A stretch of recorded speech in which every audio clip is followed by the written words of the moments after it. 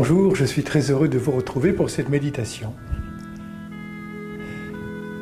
Comment un signe de torture a-t-il pu devenir un signe de reconnaissance, un signe de vie?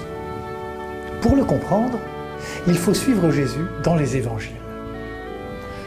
La croix était au temps des Romains la peine infamante par excellence, une mort réservée aux condamnés n'étant même plus jugés dignes d'être encore des humains.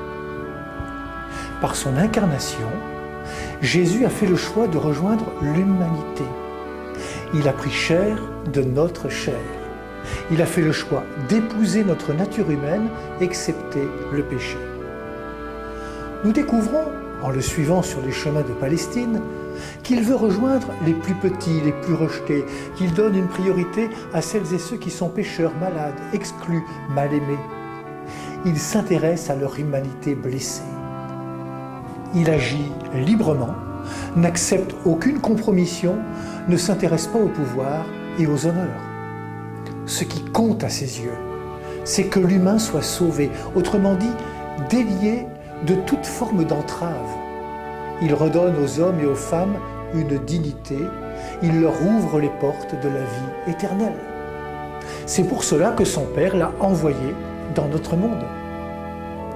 En choisissant d'accomplir cette mission de libération et de salut, Jésus s'est exposé à de multiples oppositions et incompréhensions. Il n'a pas choisi la croix, il n'a jamais choisi la souffrance.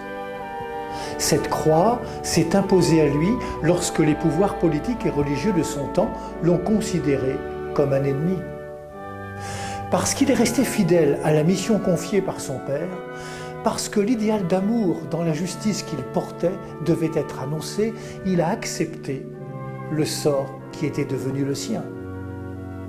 Il rejoignit alors le sort de tous les condamnés. Le Christ est solidaire et il meurt pour que la haine et le péché soient vaincus par l'amour.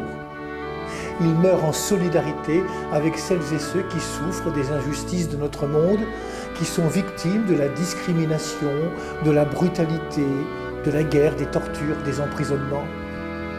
Cette croix, il ne l'a pas choisie, il l'a acceptée par amour pour nous. Cette croix qui apparaît comme une défaite, voyez, il est mort, c'est fini, devient, par sa résurrection, une victoire. C'est ainsi que la croix est devenue, pour les chrétiens, une porte ouverte sur la vie. Bonne journée à toutes et à tous, prenez bien soin de vous et des autres.